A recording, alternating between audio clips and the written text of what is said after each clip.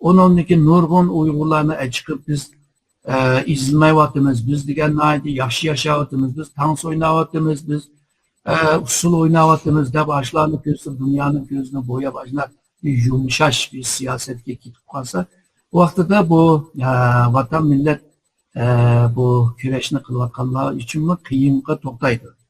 Shunga biz davomli yig'lang'i millat emas, bizmi insoniyatga to'p qo'shgan bir millat sifatida sahnaga chiqsak bo'laverdi. Albatta men degan ishlarniki mushiyatda cho'ng qimmati bor buniki. Meningcha bo'lgan chog'da hozir Uyg'urlar sal jim bo'lib ketib bormiz chetadagi qarindoshlar. Bo'lsa, shu san'atkorlar qaytadan Xitoy virusiniki ishlarim biroq oxirlashdi.